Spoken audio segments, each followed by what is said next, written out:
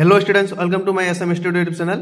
আজি মই তোমালোকৰ BS সেকেন্ড সেমিস্টাৰৰ ডিগ্ৰী সেকেন্ড সেমিস্টাৰৰ ASC কোশ্চেন পেপাৰখন আলোচনা কৰিম। সেকেন্ড সেমিস্টাৰ দি আছে ইয়াত স্ক্ৰিনত দেখিবলৈ পাইছা 2024 ৰ প্ৰিভিয়াস ইয়াৰৰ কোশ্চেন পেপাৰটো মই সলিউশন কৰি দিম। ASC কোশ্চেন পেপাৰ হয় এটো প্ৰিভিয়াস ইয়াৰৰ কোশ্চেন পেপাৰ এটো ASC। তো এই কোশ্চেন পেপাৰটো মই আজি সলিউশন কৰি দিম। তো তোমালোকৰ ফুল মাৰ্ক থাকিব 30 ফুল মাৰ্ক থাকিব 30 আৰু টাইম থাকিব 1.5 ঘণ্টা ঠিক আছে। তো প্রথম কোশ্চেন তোমালোকক দি আছে যে নাম্বার 1 কোশ্চেন দি আছে answer the following as directed। এই নাম্বার কোশ্চেন দি আছে the sender sends the message to the receiver through ইয়ার ড্রেস দি আছে। তো fill in the blank দি আছে এটো আমাক সম্পূর্ণ কৰিব লাগে ঠিক আছে। তো তোমালোকে প্ৰথমে কোশ্চেন কেইটা চাই লোৱা মই ইয়াৰ পিছত তোমালোকক आंसर ব্যাংকখিনি একেলগে আলোচনা কৰি দিম ঠিক আছে। তো বি নাম্বার কোশ্চেন দি আছে যে what does decoding mean in communication দি আছে। কোশ্চেন তোমালোকে প্ৰথমে চাই লোৱা। C number question দিছে যে writing a letter is a kind of non verbal communication এটো অকল সঁচা নে মিছা এটো আমাক ডিসাইড কৰিব কৈছে সিলেকশন কৰিব কৈছে। তো তোমালোকে কোশ্চেন কেটা প্ৰথমে চাই লোৱা। ডি নম্বৰ কোশ্চেন দি আছে যে letter to the editor of a newspaper is a informal informal communication ঠিক আছে। choose the correct option ইয়াত informal হ'ব নে informal হ'ব এটো আমাক সিলেকশন কৰিব কৈছে ঠিক আছে। ই নম্বৰ কোশ্চেন দি আছে যে what is feedback in communication। তোমালোকে প্ৰথমে কোশ্চেন কেটা স্ক্ৰিনশট মাৰি লোৱা মই ইয়াৰ পিছত তোমালোকক आंसर খিনি আলোচনা কৰি দিম ঠিক আছে। তো তোমালোকে প্ৰথমে কোশ্চেনখিনি স্ক্ৰিনশট মাৰি লোৱা। এইবাৰ 2 নম্বৰ কোশ্চেন তোমালোকে চাই লোৱা। তোমালোকে স্ক্ৰিনশট মাৰি লোৱা মই ইয়াৰ পিছত তোমালোকক आंसरখিনি আলোচনা কৰি দিম ঠিক আছে। কোশ্চেনবোৰ তোমালোকে ভালদৰে চাই লোৱা মই ইয়াৰ পিছত आंसरবোৰ একেলগে আলোচনা কৰি দিম ঠিক আছে। তো কোশ্চেনটো তোমালোকে স্ক্ৰিনশট মাৰি লোৱা ভালদৰে চাই লোৱা ঠিক আছে। মই ইফালে দেখুৱাইছো ইফালে আৰু কোশ্চেন আছে তিনিটা কোশ্চেন আছে এইবোৰ তোমালোকে স্ক্ৰিনশট মাৰি লোৱা। এতিয়া মই তোমালোকক आंसरখিনি আলোচনা কৰিম ঠিক আছে। তো আহক আমি आंसरখিনি আলোচনা কৰা আহা। তো এইখিনিতে এটা অনুগ্ৰহ কৰিছো কোনোবা যদি চ্যানেলটো এতিয়ালৈকে সাবস্ক্ৰাইব কৰা নাই তেনেহলে সাবস্ক্ৰাইব কৰিব, ভিডিওটো এটা লাইক কৰি দিব আৰু কমেন্ট কৰিবলৈ নাপাহৰিবা ঠিক আছে। তো কোশ্চেন নম্বৰ 1 দি আছে কি কোশ্চেন পেপাৰটো তোমালোকে চাই লোৱা যেটো স্ক্ৰিনশট মাৰি লৈছা। কোনোবা যদি এতিয়ালৈকে স্ক্ৰিনশট মাৰি লোৱা নাই তোমালোকে স্ক্ৰিনশট মাৰি লোৱা। প্ৰথম কোশ্চেন তোমালোকক দি আছে যে A number question the sender sends the message to the receiver through খালিটাত তোমালোকৰ হ'ব ইয়াতে দি আছে খালিটাত হ'ব তোমালোকৰ এ মিডিয়াম বা চ্যানেল যিকোনো এটা দিলে তোমালোকৰ শুদ্ধ উত্তৰ হৈ যাব বা যিকোনো এটা দিলে তোমালোকৰ आंसरটো হৈ যাব ঠিক আছে। তো কোশ্চেন নম্বৰ বি দি আছে যে কোশ্চেন নম্বৰ বি কি দিছে what does decoding mean in communication। তো ইয়াতে উত্তৰ দি আছে যে decoding in communication means interpreting of making sense of the message received। তাৰপিছত সি নম্বৰ কোশ্চেন দি আছে কোশ্চেন পেপাৰত সি নম্বৰ কোশ্চেন দি আছে যে writing a letter is a kind of non verbal communication true or false এটো হ'ব তোমালোকৰ false ঠিক আছে। তাৰপিছত ডি নম্বৰ কোশ্চেন দি আছে তোমালোকৰ ডি নম্বৰ কোশ্চেনটো পঢ়ি লৈছো মই letter to the editor of a newspaper is a informal informal communication choose the correct options এটো হ'ব তোমালোকৰ informal communication ঠিক আছে। কোশ্চেন নম্বৰ ই দি আছে যে কোশ্চেন নম্বৰ ই দিছে তোমালোকক what is a feedback in communication। তো উত্তৰটো হৈছে ইয়াৰ feedback in communication is the response given by the receiver to the sender after receiving the message ঠিক আছে। তো 2 নম্বৰ কোশ্চেন পেপাৰ তোমালোকে চাই লোৱা। 2 নম্বৰত কৈছে যে তোমালোকক answer any 5 of the following as directed। তো মই তোমালোকক গোটেইখিনি আলোচনা কৰি দিম। তোমালোকক ইয়াত 5টা কৈছে মই সকলোবোৰ কোশ্চেন আলোচনা কৰি দিম ঠিক আছে।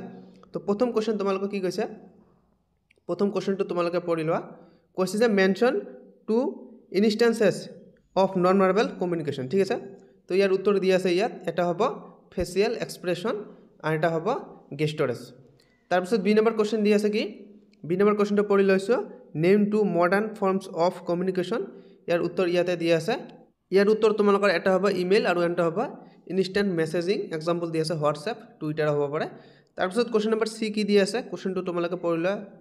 যেসকলে কোশ্চেন পেপাৰটো তোমালোকে এতিয়া স্ক্ৰিনশট মাৰি লোৱা নাই তোমালোকে কোশ্চেন পেপাৰটো স্ক্ৰিনশট মাৰি লোৱা। কোশ্চেন নম্বৰ সি কি কৈছে তোমালোকক in what kind of situations are the formal and informal communications used দি আছে।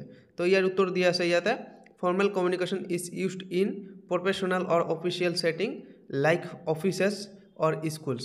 তাৰপিছত informal communication দি আছে informal communication is used in personal or casual settings like among friends or family। তাৰপিছত ডি নম্বৰ কোশ্চেন তোমালোকে কি দি আছে তোমালোকে কোশ্চেনটো পঢ়ি লোৱা। ডি নম্বৰ কোশ্চেন দিছে যে to be an effective speaker dash of voice and dash of pronunciation are essential. Fill in the blank. তোমালোকক খালি ঠাই পূৰণ কৰিব কৈছে। তো ইয়াৰ উত্তৰ ইয়াতে দি আছে to be an effective speaker ডেছত হ'ব তোমালোকৰ ক্লিয়াৰিটি, তাৰপিছত হ'ব অফ ভয়েস এন, আৰু এইটো ডেছত হ'ব তোমালোকৰ, আৰু এইখন ডেছত তোমালোকৰ হ'ব একুৰেচি অফ প্ৰনাউন্সিয়েশ্যন আৰ ইছেঞ্চিয়েল। ঠিক আছে, তোমালোকে ই নম্বৰ কুৱেশ্যনটো পঢ়িলা। ই নম্বৰ কুৱেশ্যনত কি কৈছে? ই নম্বৰ কুৱেশ্যন কৈছে যে do you think listening is important for an effective communication why? তো ইয়াৰ উত্তৰ ইয়াতে দি আছে। ইয়াৰ উত্তৰ হৈছে yes, listening is important for effective communication because it ensures understanding, builds trust and allows appropriate feedback. ঠিক আছে, তাৰপিছত এক নম্বৰ কুৱেশ্যনটো পঢ়িলা। এক নম্বৰ কুৱেশ্যনত কৈছে যে dash is send to specific group of people, whereas ইয়াত এটা ডেছ দি আছে may be meant for general public. তো ইয়াতে 1 2 3 1 নম্বৰ দি আছে নোটিছ মেমো, 2 নম্বৰ দি আছে সাৰ্কুলাৰ মেমো, 3 নম্বৰ দি আছে circular notice. Choose the correct options. তো ইয়াতে উত্তৰ হ'ব তোমালোকৰ অপশ্যন নম্বৰ 2 সাৰ্কুলাৰ মেমো। প্ৰথম খালী ঠাইত তোমালোকৰ হ'ব মেমো আৰু দ্বিতীয়টোত হ'ব তোমালোকৰ সাৰ্কুলাৰ। ঠিক আছে, যি নম্বৰ কুৱেশ্যন তোমালোকক দি আছে অৰাল কমিউনিকেশ্যন এনচুৰেঞ্চ দি আছে। অপশ্যন নম্বৰ 1ত দি আছে ফ্লুৱেঞ্চি স্পিড, অপশ্যন নম্বৰ বি দি আছে এডকুৱেট এটেনশ্যন, ইমিডিয়েট ৰেছপন্স দি আছে, অপশ্যন নম্বৰ 3 দি আছে স্পীচ এটেনশ্যন। তো ইয়াতে কৈছে তোমালোকক চুজ দ্য কাৰেক্ট অপশ্যন। তো ইয়াৰ ভিতৰত তোমালোকৰ শুদ্ধ উত্তৰ হ'ব অপশ্যন নম্বৰ বি এডকুৱেট এটেনশ্যন, আৰু এটা হ'ব ইমিডিয়েট ৰেছপন্স। ঠিক আছে, তো কুৱেশ্যন নম্বৰ এইচটো তোমালোকে পঢ়িলা। কুৱেশ্যন নম্বৰ এইচ কৈছে যে why does one need to be culturally sensitive in communication? তো ইয়াত তোমালোকৰ উত্তৰ হ'ব because people from different cultures may have different values, gestures and ways of speaking. Being culturally sensitive helps avoid misunderstanding and promotes respectful and effective communication. ঠিক আছে, আই number question দি আছে তোমালোকক mention two ways of expressing respect in communication দি আছে। তো প্ৰথমটো তোমালোকৰ হ'ব using polite language, example please, thank you। 2 number দি আছে তোমালোকৰ listening attentively without interrupting। ইয়াৰ পিছত যি নম্বৰ কুৱেশ্যন তোমালোকক কৈছে যে what role does empathy play in effective communication? তো ইয়াৰ উত্তৰ দি আছে empathy helps a communicator understand the feelings and perspective of others, it builds trust, reduces conflict and ensures that message are conveyed with sensitivity and care. তাৰপিছত 3 number কুৱেশ্যনটো তোমালোকে পঢ়িলা। প্ৰথমত দি আছে তোমালোকক প্ৰথম কুৱেশ্যন। 3 নম্বৰ কুৱেশ্যন তোমালোকক দি আছে answer any 3 from the following question. তো মই তোমালোকৰ সকলোখিনি আলোচনা কৰি দিম। এটা কুৱেশ্যন তোমালোকৰ 5 মাৰ্কছ থাকিব। প্ৰথম কুৱেশ্যন কৈছে যে প্ৰথম কুৱেশ্যনটো কৈছে what is communication, discuss its importance in our day to day life. তো ইয়াৰ উত্তৰ দি আছে communication is the process of exchanging information, thought, ideas and feelings between individuals or groups importance. তাৰপিছত দি আছে help in expressing broad and emotions, builds relationships. তাৰপিছত 2 number দি আছে facilitates decision making, promotes collaboration. তাৰপিছত দি আছে হেল্প ৰিভলভছ কনফ্লিক্টছ।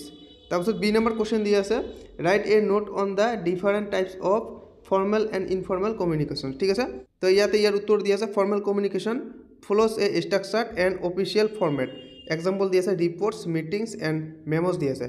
এণ্ড আনহাতে ইনফৰ্মেল কমিউনিকেশ্যন দি আছে informal communication is casual and unstructured, example দি আছে কনভাৰচেশ্যন এমং ফ্ৰেণ্ডছ।